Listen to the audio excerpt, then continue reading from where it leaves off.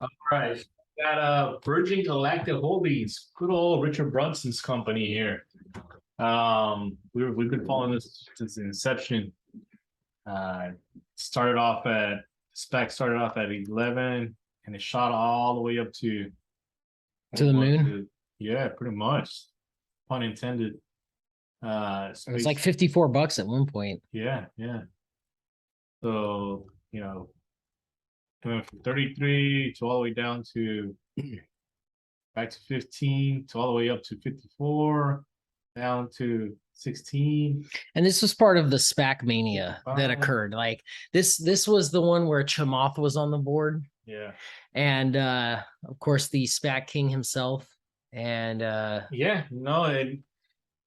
it definitely we had definitely a lot of insiders selling when it got to 55, and even before that, like it was just like pumping down. Like, I mean, so that's the thing about this stock. Chamath was on the board, then all of a sudden he's off the board, then all of a sudden he dumped all his shares. Yeah, these insiders definitely knew something, but right now it's at 591. It kind of is low enough to buy now. Everything went well with this test that he did. I know he's increasing the price ticket to go up to space. I think he went from 250 to 300 or 400,000. Yeah. So he's. I mean, that's a chunk of change. They did have a successful test flight with Richard Branson and everyone else on board. So I think the concept behind this company is the traditional way to get people into low Earth orbit, which this doesn't really do, nor does Blue Origin for that matter. But these tourism-based space companies, high enough to where you're almost into space. The traditional marker for space is the Kármán line. It's pretty high up. I don't remember exactly how far up it is, like 68,000 plus feet, maybe 100. Anyways, it doesn't quite get there. So it doesn't quite get you into space, but it's a lot cheaper to do it this way through a plane than it is through a traditional rocket. And I think that's the concept behind this. Yeah. And traditional rockets are expensive as hell. Yeah, but this is another company that's catering to the uber rich, and the burgeoning space market.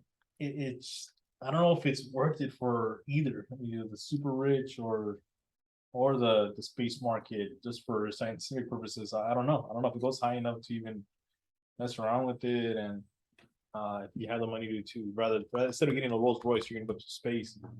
I don't know if it's perfect for either. But either way, at $5, everyone's tempted for it to shoot up back up to over 50. Janet, yeah, sure, why not? It's still worth a lot of money. So this is where I'm going to disagree with you. Okay, so I looked it up. The Kármán line is about 62 miles or 275,000 feet up. That's traditional barrier of space. Virgin Galactic flight makes it up about 55 miles. So it's not technically across the boundary of space, but it's going to be real high and you're going to have the ride of your life.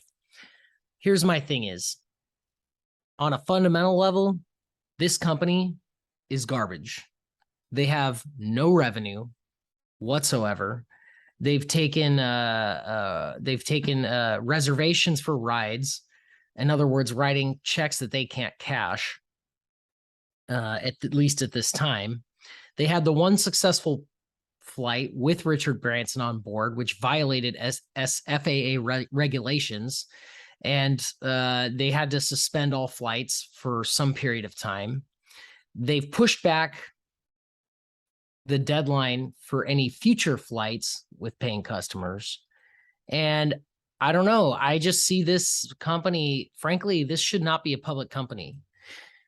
It's pretty crazy. The revenue is only 357. I mean, it's like, what are we doing? Just collecting deposits? I think for a while they were like flying banners on the back of their planes for ad space. Like they have no revenue.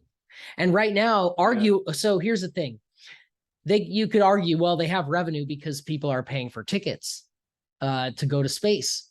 Well, in accounting, that kind of revenue isn't revenue, it's unearned revenue, which actually goes on your balance sheet as a liability.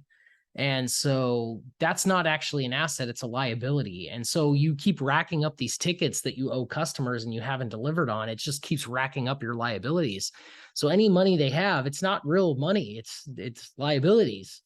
And they just haven't delivered.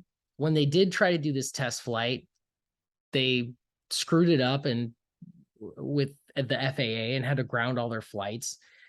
Every deadline keeps getting pushed out. Their biggest supporter, Chamath, sold all his shares and left the board. I mean, frankly, this is a stock that just shouldn't be public, in my opinion. It's a startup, and I think they were cashing in on the SPAC mania, and probably Richard Branson and Chamath and all those guys made a lot of money. Yeah, Richard was excited to go to space, and he did that. It's almost like he disappeared. Like, all right, cool, I did that. I'm back in Earth, and I survived. And now it's kind of like, yeah, I guess everyone else can go. Like, you kind of see that with Jeff Bezos and his orbit. He did that with his whole cowboy boots as well, and it just seems like these guys, they go to space and they just come back down, and they never bring up that again. Like, well, they don't, but also they did their thing, and they were kind of in a competition. Richard Branson beat him to the punch, which was kind of a dick move. But also, even though these rockets like Blue Origin are a little more expensive to launch, they're all computer guided. In other words, it's just software, and the people that are there and they're just along for the ride. Whereas this Virgin Galactic concept is you have pilots and they have to like flip upside down 55 miles up into the atmosphere. And then, we have problems like we had on their test flight where they got in trouble with the FAA, and it's just more dangerous. I get it that it's cheaper. It brings the price point down, but the concept, in my opinion, is bad.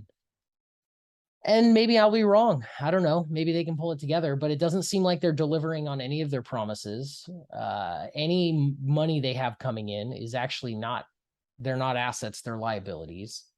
This is just a company that should not be public. And I think people were cashing in on the market during the SPAC madness period. And frankly, this is no go for launch. That's what I say. pun intended. Yeah. All right. So you had $1,000. Are you buying or no? No, I'll buy puts. Get it back to yeah. So it's always the news pumps the stock, and so just buy a put when it shoots up, because what goes up must come down, and that's how it goes with this stock.